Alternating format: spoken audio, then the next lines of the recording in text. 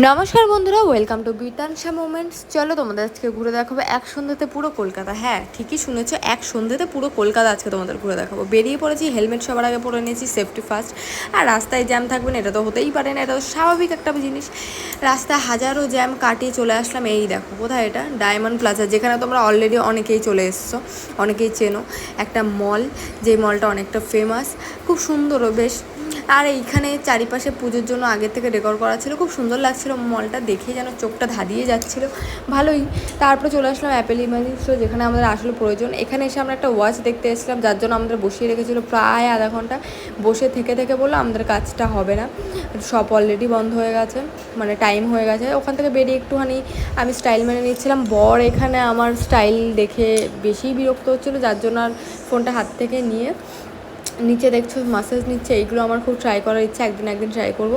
তারপরে আমরা গাড়ি বের করে চলে আসলাম কোথায়, সিটি সেন্টার ওয়ানে এসে আমরা সেম জায়গায় চলে আসলাম অ্যাপেল ইমাজিন স্টোরে।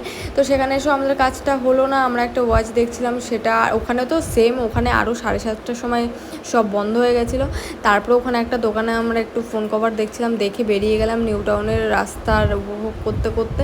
চলে আসলাম আরেকটা দোকানে না গাইজ, এটা হচ্ছে কোথায়, এটা আমরা চলে এসেছি হচ্ছে ইমল তো অলরেডি বন্ধ হয়ে গেছে। একেতে রোববার দিনটা ছিল 5ই অক্টোবর 2025।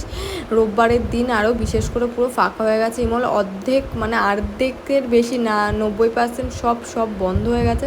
তো সেখানে আমাদের কিছু টাইম কাটিয়ে আমরা বাড়ির উদ্দেশ্যে রওনা দিলাম। খিদে পেয়েছিল প্রচণ্ড, সব দোকান বন্ধ হয়ে গেছিলো, একটা বিরিয়ানির দোকান খোলা ছিল।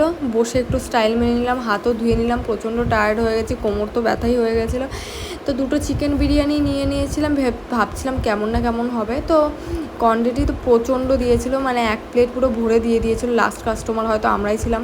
তো খেলাম, মোটামুটি একদম লাইট ওয়েট ছিল বিরিয়ানিটা, বাট ভালো ছিল, কিন্তু এতটাই দিয়ে দিয়েছিলো যে লাস্ট পর্যন্ত খেতে পারছিলাম না। কিন্তু আমার প্লেটে আলু দেয়নি, আলুর বদলে 1 গাদা বিরিয়ানি দিয়ে দিয়েছিলো। বলার পরে দাদারা আরেকটা আলু দিয়েছিল অবশ্যই। আমি এখানে আলু খুঁজছিলাম, দেখো হাত দিয়ে আলু খুঁজছিলাম, ভাবছিলাম হয়তো আলু থাকবে, কিন্তু আলু পাইনি, ভুলবো অবশ্য বুঝতে। তারপরে আমি দাদাকে, আমার বর, এই যে বিরিয়ানি কি নাম ছিল এখানকার, দাদাকে বললো আলু নেই। উনি আবার একটা বড় সাইজের আলু দিয়ে গেল। আলু, পেঁয়াজ আর চিকেন বা মাটন যেটাই নাও, সেটা ছাড়া বিরিয়ানি একদম অসম্পূর্ণ। এখানে আলু দিয়ে গেল। আর আমার বিরিয়ানি খাওয়ার স্টাইলটা একটু দেখো আমি কী করে খাই। এটা অনেকেই খাও, অনেকে ভিডিওতে পোস্ট করো দেখি, বাট এটা আমি ভিডিও করছি বলে দেখাচ্ছি এরকম না, আমি সেম এরকমভাবেই খাই। আর এরকমভাবে খেলে আলাদা একটা টেস্ট লাগে। আর দেখো দেখতে দেখতে আমার একটা পেঁয়াজও পড়ে গেল। এখানে এক টুকরো চিকেন,